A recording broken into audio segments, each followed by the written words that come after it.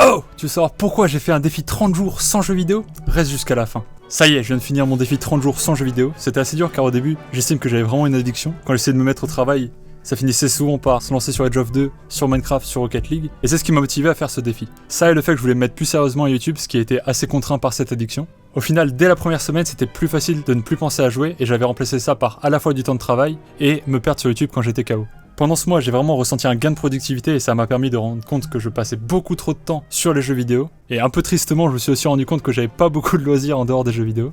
En somme, ça a beaucoup changé mes habitudes et m'a aidé à me mettre au travail et ça a fait un peu plus sortir, un peu plus lire. Maintenant, voici pourquoi toi aussi tu devrais essayer de te détacher des jeux vidéo pendant un moment. Raison 1, gain de productivité. Si tu souhaites te mettre à fond sur un projet mais que tu passes pas mal de temps sur les jeux vidéo chaque semaine, ça peut être une raison valable d'essayer. Les jeux vidéo aujourd'hui, du moins pour pas mal de personnes, c'est une des causes principales de la procrastination. Pour ces personnes, à chaque fois qu'elles cherchent à travailler, elles ont une petite voix qui leur dit « Hey, pense aux améliorations que tu pourrais faire à ta base Minecraft !»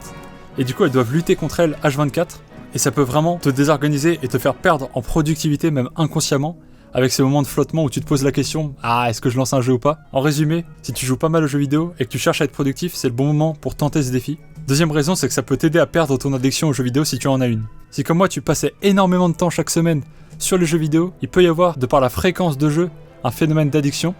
Ce phénomène est renforcé lorsque les horaires pendant lesquels tu joues sont aléatoires, c'est-à-dire que t'as pas d'horaire défini dans lequel tu vas dire je vais jouer aux jeux vidéo. C'est un peu comme pour toutes les addictions d'ailleurs. Elles deviennent vraiment problématiques lorsque tu n'as plus d'horaire pour te limiter. Pour perdre une addiction, il faut se séparer de l'élément addictif pendant une certaine période, sans déconner. Pour vérifier si tu as un problème d'addiction, c'est simple. Est-ce que régulièrement, à des moments où tu es censé travailler, tu ne peux pas t'empêcher de jouer, t'es obligé de lancer un jeu? Si oui, c'est un signe que t'as probablement développé une addiction et dans ce cas-là, le défi 30 jours peut te permettre d'en sortir. Troisième raison, c'est que ça peut t'aider à trouver des nouveaux loisirs. Je l'apprends à personne, mais le jeu vidéo c'est extrêmement chronophage et c'est extrêmement stimulant, à tel point que ça peut empiéter sur d'autres activités qui te plaisaient, voire te les faire arrêter. Et au final ça provoque une forme de dépression puisque beaucoup de tes activités qui ont été remplacées au fil du temps par le jeu vidéo vont te manquer, et ça devient un peu le seul truc qui te procure du plaisir.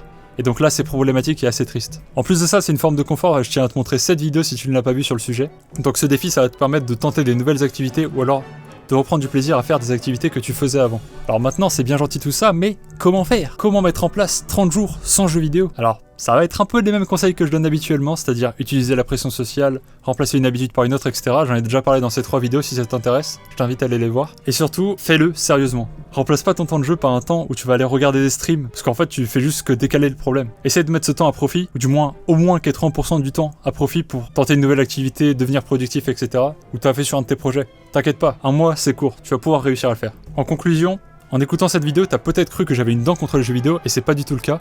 D'ailleurs, je suis totalement content de pouvoir reprendre et de pouvoir me retrouver en stream dès vendredi. Les jeux vidéo, ça peut être une réelle passion et ça a fait beaucoup avancer les domaines liés à la modélisation et à la simulation par exemple. Ça a permis à beaucoup de gens de s'occuper pendant le confinement. Simplement, il y a un temps à tout et j'y passais beaucoup trop de temps. De plus, ces dernières années, les jeux vidéo sont devenus de plus en plus addictifs, donc c'est un peu un moyen de prendre du recul vis-à-vis de ça. Sur ce, abonne-toi, partage, commente et like. On se retrouve demain pour une nouvelle vidéo sur un thème que je connais pas encore. Et sur ce, la bise au chien.